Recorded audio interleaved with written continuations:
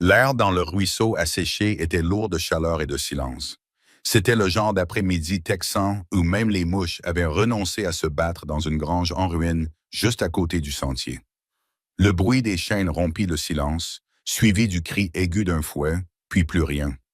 Sur une plateforme en bois se tenait une jeune fille pieds nus, les poignets liés par des chaînes de fer qui avaient survécu à la guerre qui les avait forgées. Son nom, bien que personne ne le lui ait demandé, était Clara Whitfield, 17 ans, seule. Sa robe était plus poussiéreuse que tissée et son visage arborait l'expression de quelqu'un qui avait oublié ce que signifiait le lendemain. Le commissaire-priseur essuya la sueur de son cou et sourit à la petite foule rassemblée. La suivante. Un dos solide, des os jeunes, aucune famille pour poser des questions. La foule murmura. Certains hommes la fixèrent du regard. La plupart se contentèrent de cracher. 4 ans s'étaient écoulés depuis que l'Union avait déclaré tous les hommes libres. Mais dans des coins comme celui-ci, loin des lois et des lanternes, l'esclavage revêtait un visage différent. Les gens étaient encore achetés, échangés, cachés sous de nouveaux noms. Et Clara n'était qu'une dette de plus que quelqu'un vendait pour joindre les deux bouts. 5 $ pour commencer, aboya le commissaire-priseur. Personne. Alors elle vaut moins que la nourriture d'un cheval. Personne ne parlait. Puis une voix s'éleva de l'ombre. Calme, posée, le genre de voix qui inspire l'autorité sans avoir besoin de crier. Je paierai 20 $. Les têtes se tournèrent. Au fond de la grange se tenait le shérif Caleb Harlow, le chapeau rabattu sur les yeux, les bottes couvertes d'une semaine de poussière. L'insigne sur sa poitrine reflétait la lumière juste assez pour que tout le monde puisse le voir. Le commissaire-priseur cligna des yeux. 20 $ pour elle? Harlow acquiesça d'un signe de tête. Le marteau frappa le bois. Vendu. Clara ne broncha pas. Elle ne leva même pas les yeux. Le shérif s'avança, ses bottes résonnant sur les planches. Lorsqu'il l'atteignit, ses yeux s'ouvrirent, d'un vert terne, le genre qui avait trop vu. Pendant un instant, il oublia où il se trouvait. Il connaissait ce visage. Il y a 8 ans, alors qu'elle n'était qu'une enfant, il avait pensé une égratignure à son poignet après qu'elle soit tombée du chariot de son père à l'extérieur de la ville. Son père, Henry Whitfield, était un fermier qui avait péri lorsque les troupes de l'Union avaient incendié la vallée. Caleb était alors adjoint du shérif, impuissant à empêcher cela. Aujourd'hui, cette même fille se tenait devant lui, enchaînée.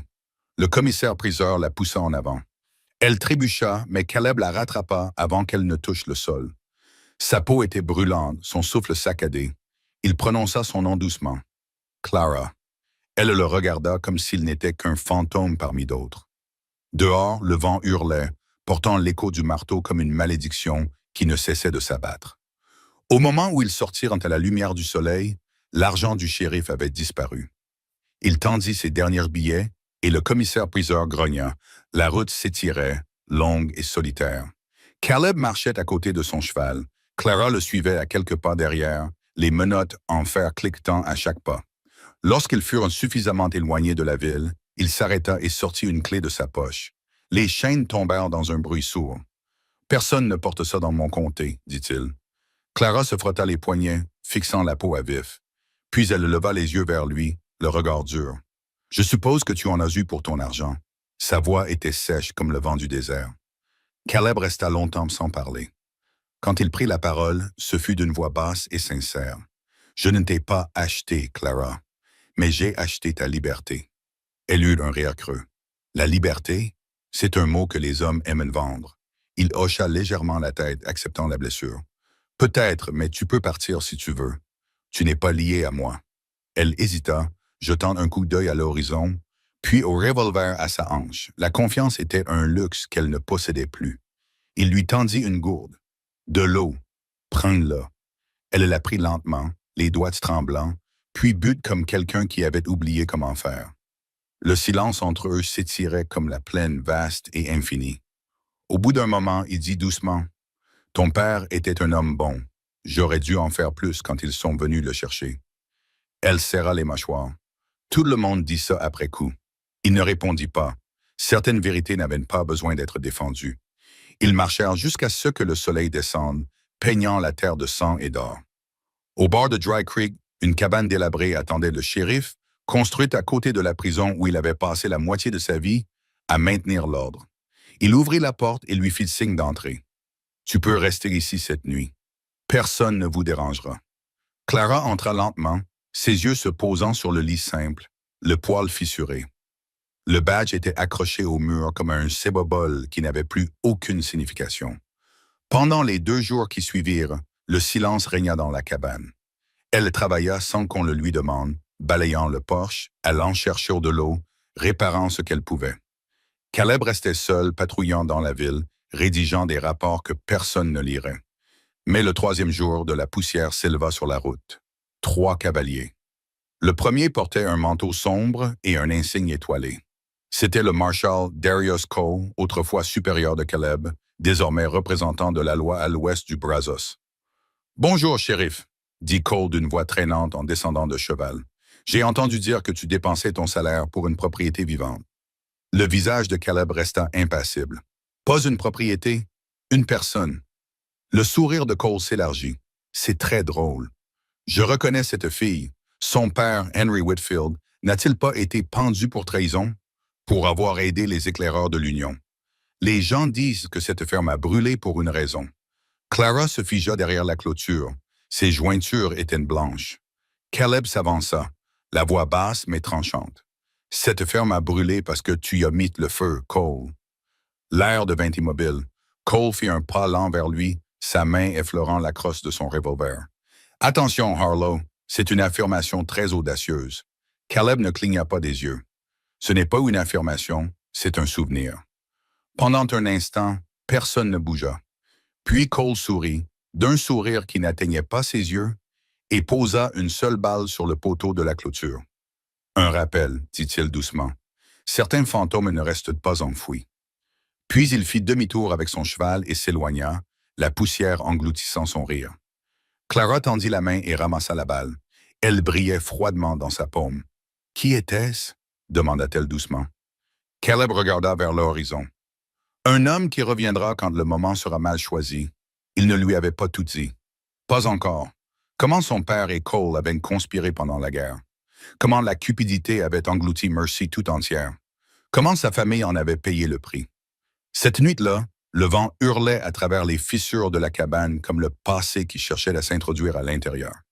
Caleb était assis près du feu, nettoyant son revolver avec des mouvements lents et prudents. En face de lui, Clara fixait les flammes, le visage à moitié éclairé, à moitié dans l'ombre. Pour la première fois depuis qu'il l'avait trouvée, elle parla doucement, presque à elle-même. « Quand j'étais enfant, mon père disait « Le feu peut brûler ou réchauffer. Tout dépend de qui le tient. » Caleb leva les yeux et croisa son regard. « Ton père était un homme sage. » Elle acquiesça d'un signe de tête. « Alors pourquoi les hommes comme lui finissaient-ils toujours par être brûlés? » Il n'avait pas de réponse, seulement le silence et le souvenir d'une nuit remplie de fumée et de cris. Dehors, le tonnerre grondait au loin, roulant sur les collines comme des tambours, ramenant à la vie quelque chose d'ancien et d'inachevé. La tempête qui s'abattit cette nuit-là était de celles qui engloutissent le ciel tout entier. Le tonnerre gronda à travers Dry Creek, comme si le monde se fendait à nouveau, un éclair après l'autre. Le shérif Caleb Harlow était assis près de la fenêtre, regardant la pluie battre contre la vitre. Son revolver reposait sur la table, nettoyé et chargé. En face de lui, Clara Whitfield était assise, les genoux serrés contre elle, une couverture sur les épaules. Elle n'avait pas beaucoup parlé depuis la visite du Marshal Cole. La balle était toujours posée sur la table entre eux, polie, d'apparence inoffensive, comme une promesse gravée dans le laiton. Lorsque l'éclair illumina à nouveau la pièce, elle leva les yeux. « Il connaissait mon père, dit-elle doucement. Caleb serra les mâchoires. « Vraiment?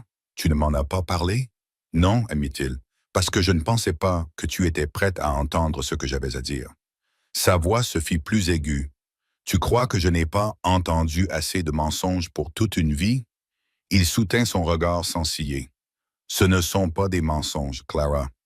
Juste le genre de vérité qui ne guérit pas facilement. » La pluie s'intensifia. Caleb se leva lentement et se mit à arpenter le sol étroit, ses bottes craquant à chaque pas. « Je portais le même insigne que Cole, dit-il, à l'époque où ce comté se remettait encore de la guerre. Il était mon mentor. Il m'a appris à dégainer, à suivre des traces, à faire parler les gens. Et quand la ferme Whitfield a brûlé, j'étais là, dit-il. Elle retint son souffle. Toi? Il acquiesça, d'une voix calme mais grave. J'étais adjoint à l'époque. On m'avait ordonné de monter la garde pendant que Cole menait ses hommes. Il a dit que ton père cachait l'or de l'Union. Il nous a dit que c'était de la trahison.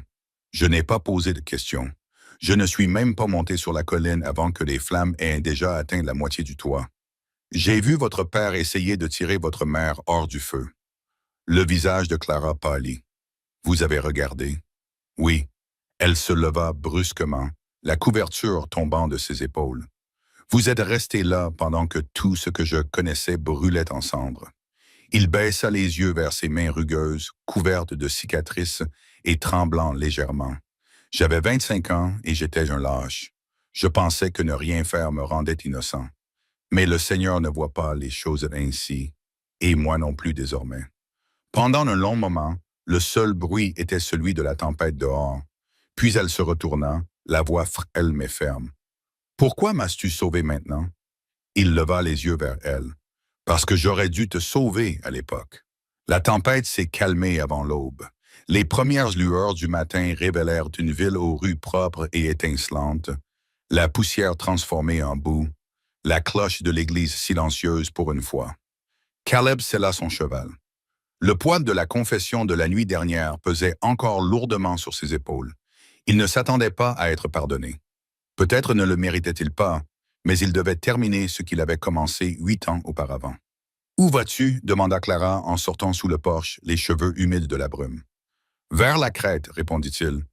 Les hommes de Cole campent là-bas depuis le printemps. La balle qu'il a laissée n'était pas un avertissement. C'était un message. » Son regard se durcit. « Alors je viens, » dit-elle en secouant la tête. « Attends, » dit-il, la mâchoire serrée. « Tu crois que je vais me cacher ici pendant que l'homme qui a assassiné ma famille respire le même air que moi? Ce n'est pas à toi de décider, shérif. » Il hésita, puis vit quelque chose dans ses yeux. La même flamme que son père avait autrefois. Finalement, il acquiesça. « D'accord, mais tu resteras derrière moi. Si les choses tournent mal, tu ne dégaineras pas, tu continueras à chevaucher. »« Marché conclu, » dit-elle en enfourchant le cheval avant qu'il ne change d'avis. La crête se trouvait à 3 kilomètres au nord de la ville, surplombant le vaste bassin qui alimentait autrefois la ferme Whitfield. L'herbe était encore noire par endroits, des années après l'incendie. Caleb mit pied à terre et s'accroupit, apercevant le campement en contrebas. 3 chevaux, 2 hommes et un chapeau noir familier près du feu. Cole. L'homme avait vieilli, mais son sourire suffisant n'avait pas changé. Caleb fit des signes de se taire et s'approcha, en restant près des rochers. Mais avant qu'il ne puisse être à portée de voix, un coup de fusil retentit, déchirant le silence matinal. Un nuage de poussière explosa à quelques centimètres de la botte de Caleb. La voix de Cole résonna en contrebas. « Vous pouvez descendre, shérif. Inutile de vous cacher. Le chemin vous attend déjà. » Caleb se leva lentement, les mains dans l'air, le revolver toujours dans son étui. Clara y resta cachée derrière les rochers, le cœur battant à tout rompre. Cole sourit lorsque Caleb s'approcha. « Je me demandais quand tu allais enfin avoir une conscience. Il t'a fallu toutes ces années pour la trouver. » Caleb s'arrêta à quelques pas. « Tu as brûlé cette ferme, Cole. Il n'y avait ni or, ni marchand, juste une famille. » Cole haussa les épaules. « Nous avons fait ce qu'il fallait faire.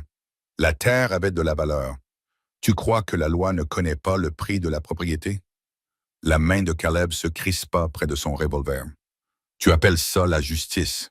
Moi, j'appelle ça la survie. » Cole répondit, « La même chose que ce que tu fais maintenant.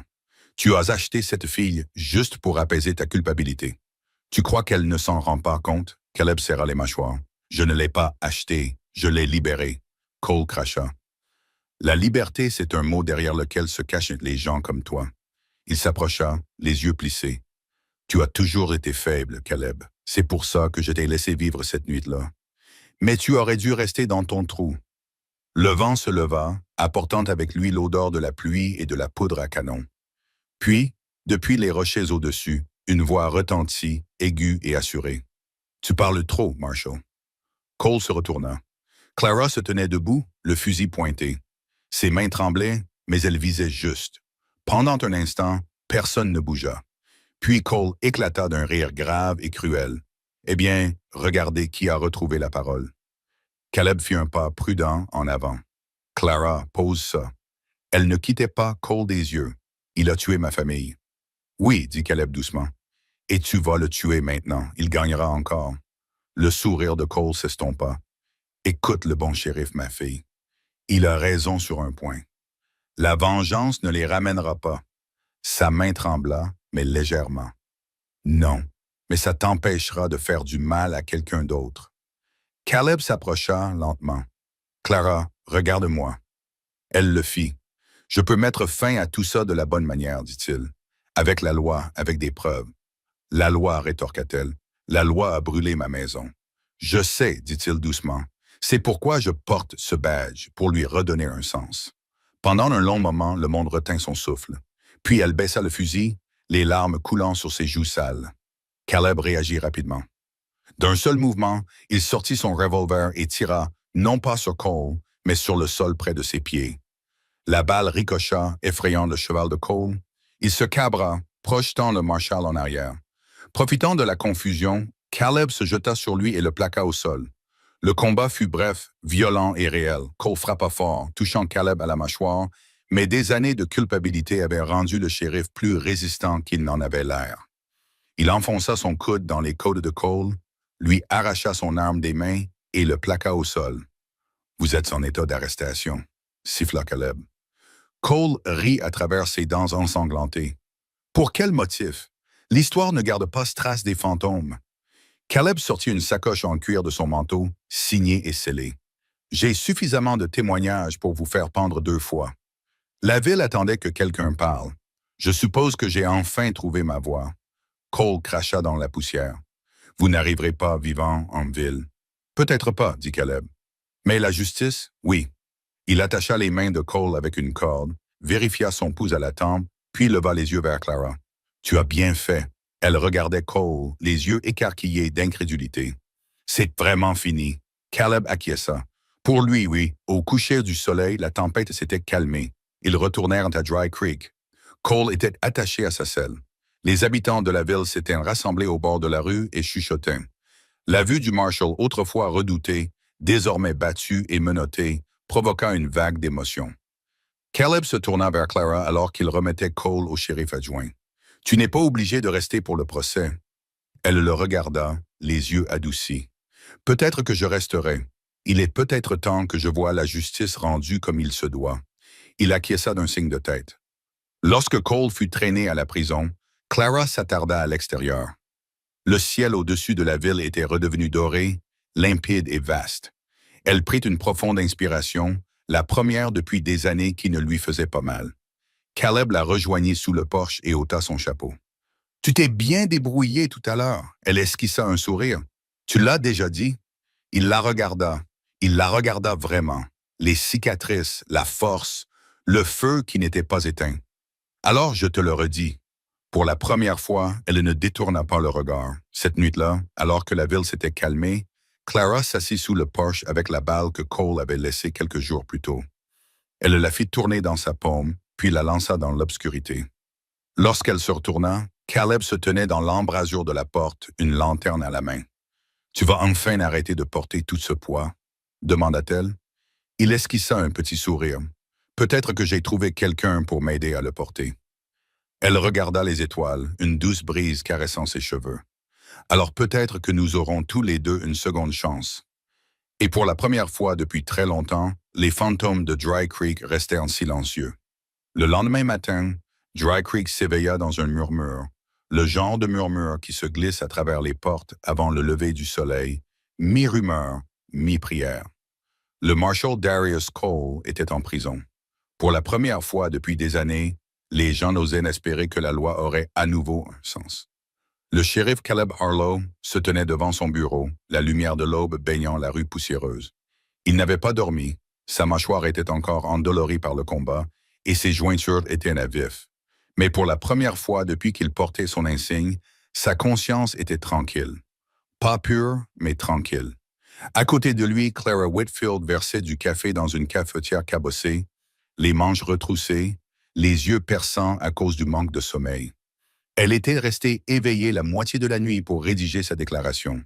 Chaque détail de cet incendie, chaque visage, chaque cri. « Tu n'es pas obligé de faire ça », dit Caleb doucement.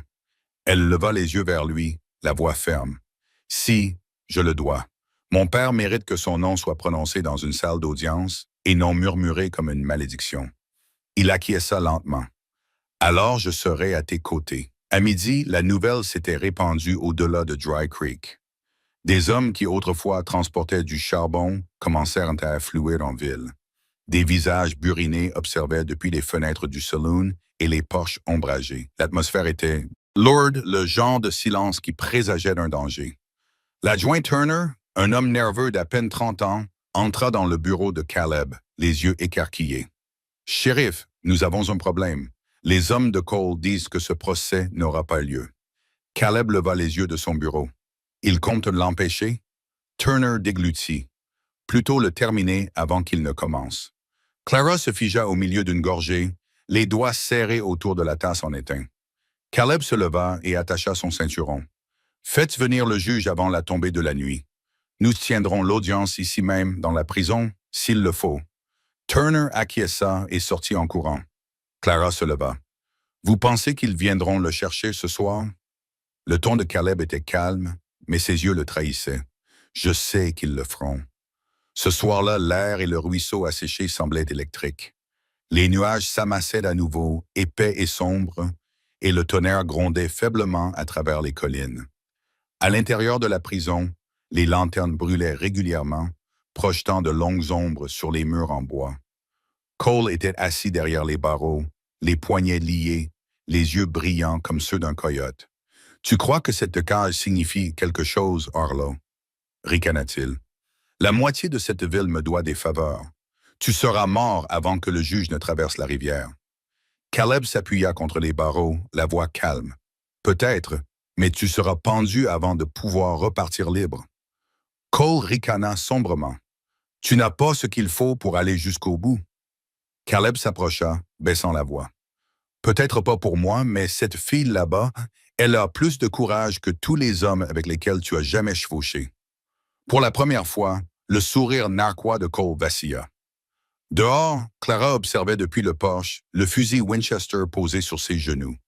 Le vent fouettait ses cheveux, apportant le bruit lointain des sabots, un, puis deux, puis d'autres. Elle se tourna vers la route. Une file de cavaliers apparut. Au moins une demi-douzaine émergeait de l'obscurité. Elle reconnut l'un d'entre eux, Elias Crow, le bras droit de Cole pendant les raids. Elle courut à l'intérieur. « Ils arrivent », dit Caleb en se dirigeant vers la fenêtre, apercevant les silhouettes qui se détachaient à travers la pluie. « Cachez-vous derrière le bureau », ordonna-t-il. « Je ne vais pas me cacher », rétorqua-t-elle. « Ce n'est pas se cacher, dit-il, c'est survivre. » Les cavaliers mirent pied à terre, leurs bottes éclaboussant la boue. Elias Crow cria « Shérif, nous sommes ici pour le marshal. Écartez-vous et nous ne peindrons pas vos murs en rouge. » Caleb ouvrit la porte et sortit sur le porche. La pluie tombait plus fort maintenant, trempant son manteau en quelques secondes. « Il est en état d'arrestation, dit-il. Vous venez le chercher? Vous passerez par moi. » Crow sourit sous la pluie. « Vous êtes sûr de vouloir cette fin, shérif? Une balle pour un homme qui vous brûlerait aussi si cela lui permettait de garder ses secrets? » Les yeux de Caleb se posèrent sur Clara derrière la fenêtre, puis revinrent vers Crow. Tout cela prendrait fin ce soir. Plus d'incendies, plus de fantômes. Le sourire de Crow s'estompa. Qu'il en soit ainsi. Le premier coup de feu déchira la nuit. La balustrade du porche se fendit. Le verre vola en éclats. Caleb plongea sur le côté et riposta. Les balles déchirèrent les murs, touchant tout sauf leur cible. Clara se baissa, le cœur battant à tout rompre, puis rampait vers le fusil qu'elle avait laissé près du poêle. Elle se plaqua contre le mur, le souffle court, écoutant les coups de feu à l'extérieur. Puis elle entendit la voix de Cole depuis la cellule. « Ils vont le tuer. Tu veux avoir ça sur la conscience, ma fille? » Elle l'ignora, chargeant une autre cartouche dans le fusil. « Laisse-moi sortir !» cria-t-il en agrippant les barreaux. « Tu as besoin de moi vivant si tu veux que cela ait un sens. » Caleb enfonça la porte, tirant une autre salve dans l'obscurité. 2 des cavaliers tombèrent. Les autres battirent en retraite vers leurs chevaux, tirant tout en s'éloignant. Un éclair aveuglant illumina brièvement les lieux. Puis le silence revint. Caleb resta immobile, le souffle court, les yeux scrutant la rue. La pluie sifflait contre le sol comme de la fumée après la bataille. C'était fini pour l'instant. À l'intérieur, Clara se leva, serrant le fusil contre elle. Le manteau de Caleb était déchiré, du sang coulait de son épaule. Elle se précipita vers lui. « Tu es blessé. » Il secoua la tête. « Ce n'est qu'une égratignure. »« Assieds-toi avant de tomber, » ordonna-t-elle d'un ton plus ferme que craintif. Il obéit. Elle déchira un morceau de tissu de sa robe et le pressa contre la blessure. Il grimaça, mais ne bougea pas. « Tu manies un fusil comme un soldat et tu penses une blessure comme un médecin. Où as-tu appris ça? » Elle lui adressa un petit sourire fatigué. « La guerre apprend vite, la survie encore plus vite. Il la regarda, puis observa attentivement les traces de boue sur son visage, la flamme dans ses yeux. « Ton père serait fier de toi. » Ses mains s'arrêtèrent. « Tu le penses vraiment? »« Je le sais. » Au lever du soleil, le juge arriva enfin. Arlen Price, un vieil homme au visage fatigué et à la Bible plus épaisse que sa patience. Le procès fut court mais intense. Clara monta à la barre, la voix tremblante au début, puis assurée lorsqu'elle raconta son histoire. La nuit où les soldats étaient venus. Le feu, les cris et l'insigne de l'homme qui les commandait. Cole écouta, le visage impassible.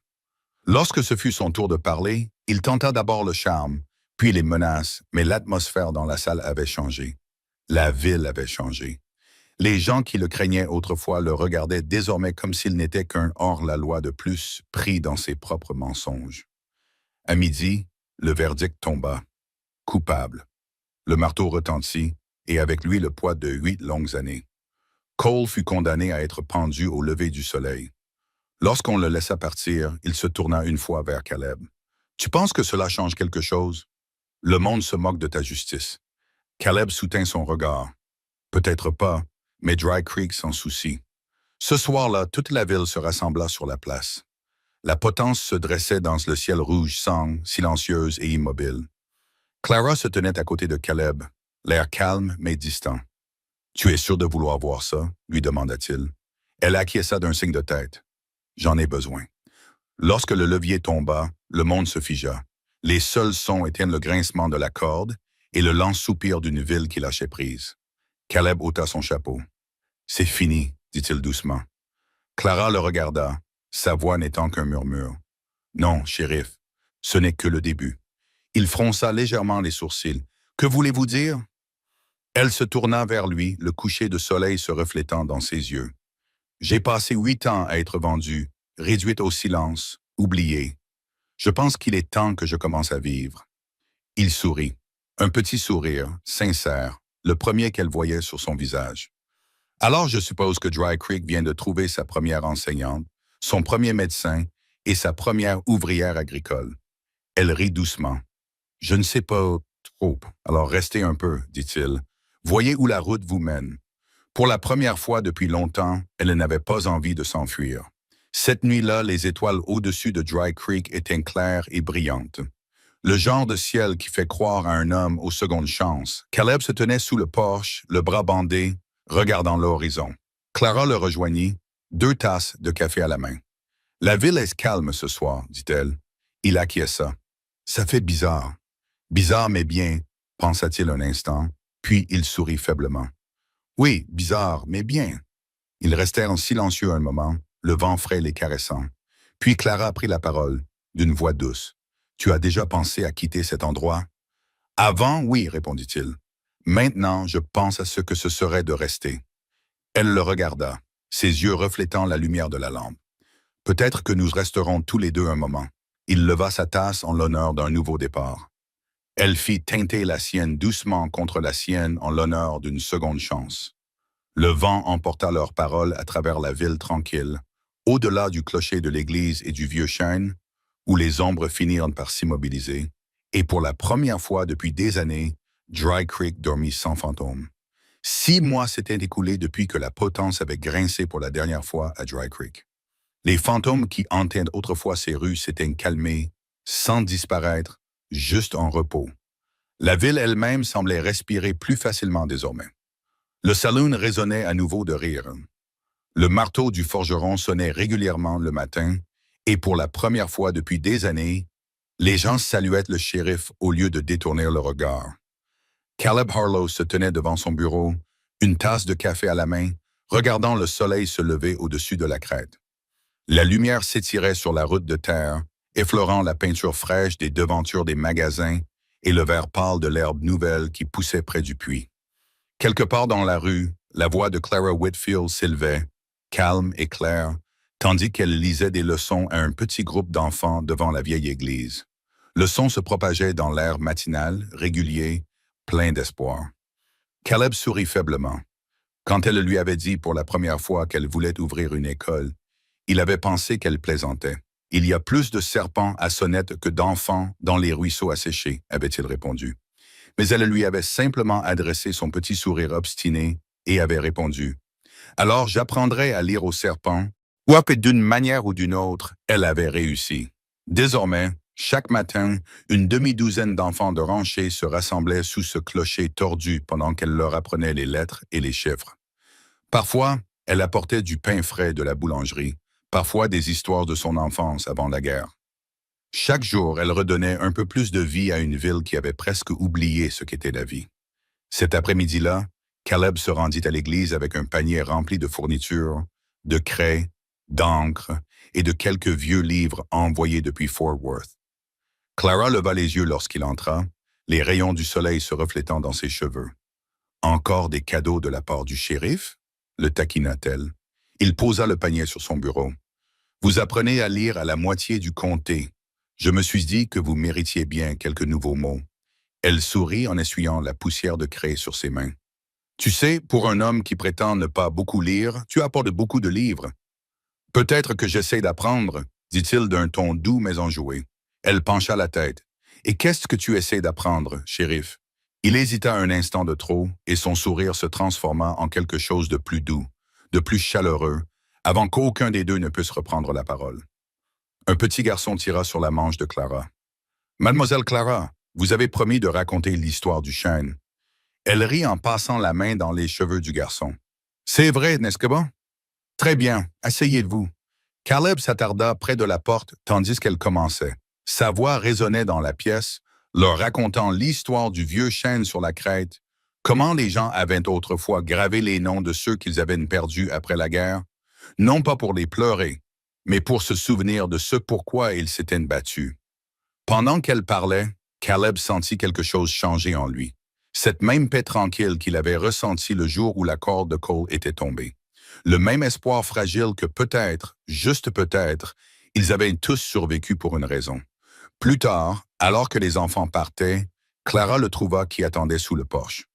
Le vent soufflait dans l'herbe, apportant l'odeur de la pluie des collines occidentales. « Tu es resté pendant toute la leçon, » dit-elle. Il haussa les épaules. « Je ne voulais pas interrompre l'histoire, » dit-elle en souriant. « Tu évites moins de la ville ces derniers temps. La ville est moins encline à me tirer dessus ces derniers temps, » dit-il sèchement. Elle rit en secouant la tête. « Tu penses parfois que tu pourrais aimer la paix? » Il la regarda avec sérieux. « J'apprends à l'aimer. » Pendant un moment, ils restèrent là, debout, l'espace entre eux doux et familier. Puis elle dit doucement. « Tu sais, je ne t'ai jamais remercié. »« Pourquoi? »« Pour m'avoir sauvé, » dit-elle. « Et pour m'avoir laissé rester, » dit-il en baissant les yeux vers ses mains. « Tu ne me dois pas de remerciements. C'est toi qui t'es sauvé. » Elle s'approcha, ses yeux captant la lumière du soleil. « Peut-être, mais tu m'as donné un point d'émergence, cette nuit-là. » Le tonnerre gronda à nouveau au loin. Pas le tonnerre furieux d'il y a quelques mois, mais un tonnerre doux, comme une berceuse. La terre avait enfin appris à fredonner. Caleb était assis sous son porche, nettoyant son revolver plus par habitude que par nécessité. Les étoiles venaient d'apparaître lorsqu'il entendit des pas derrière lui.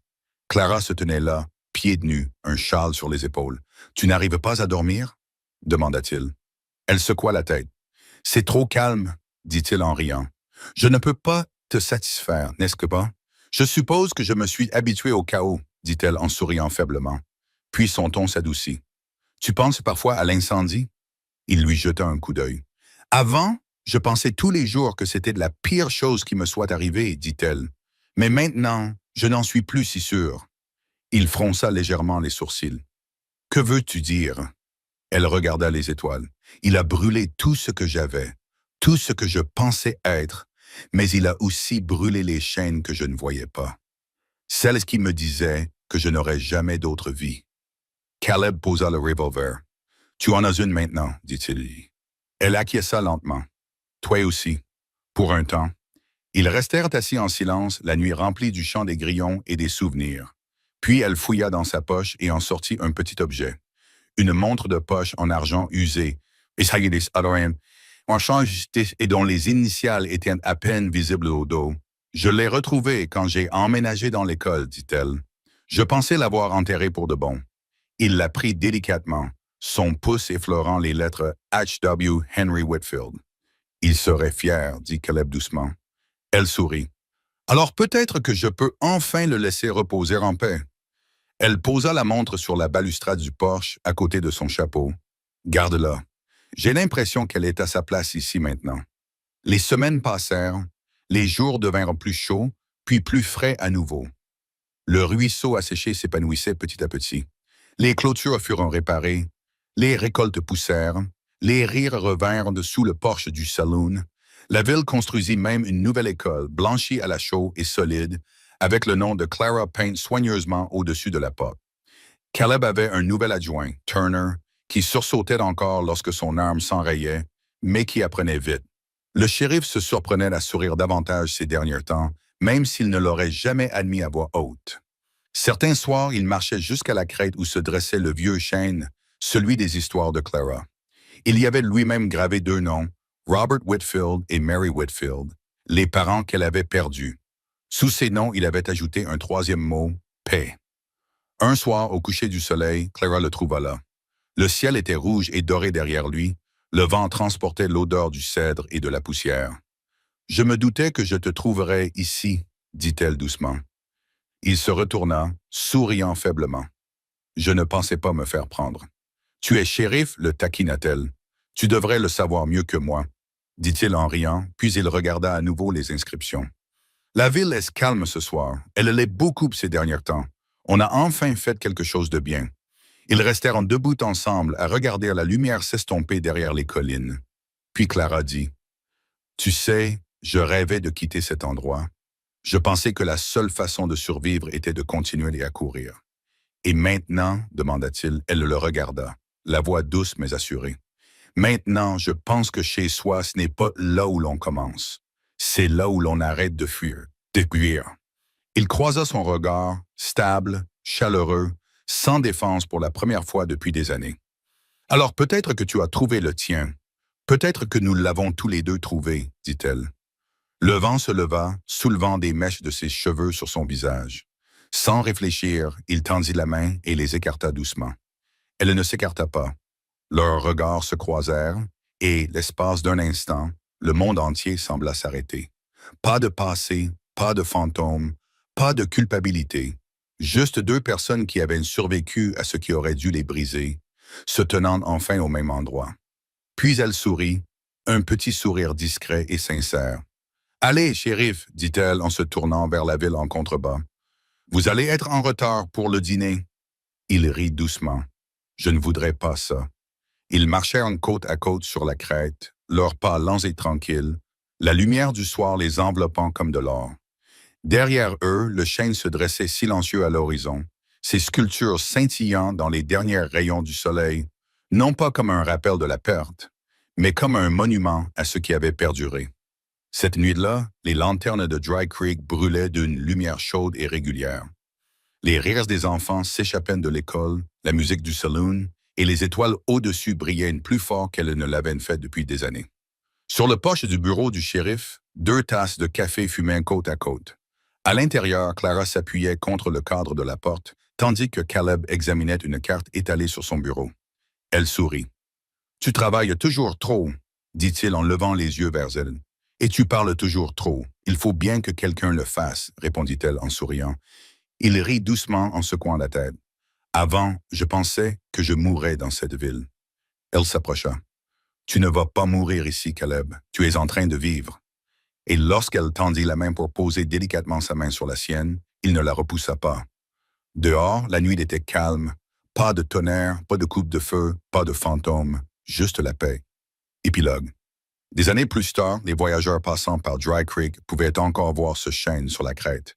Ils entendaient des histoires d'un shérif et d'une institutrice qui avaient reconstruit une ville à partir de ses cendres. Et s'ils regardaient de près, ils pouvaient trouver une petite montre de poche en argent suspendue à l'une des branches inférieures, captant la lumière du soleil. Son tic-tac s'était arrêté depuis longtemps, mais son message était clair. Certaines blessures ne se terminent pas par le feu, certaines se terminent par le pardon, et d'autres par l'amour. Si vous avez aimé cette histoire, cliquez sur la vidéo sur votre écran pour regarder un autre conte western inoubliable où le destin et le courage s'affrontent d'une manière que vous n'auriez jamais imaginée. N'oubliez pas de vous abonner et d'envisager un super merci pour nous aider à continuer à vous proposer d'autres histoires comme celle-ci. Votre soutien signifie tout pour nous.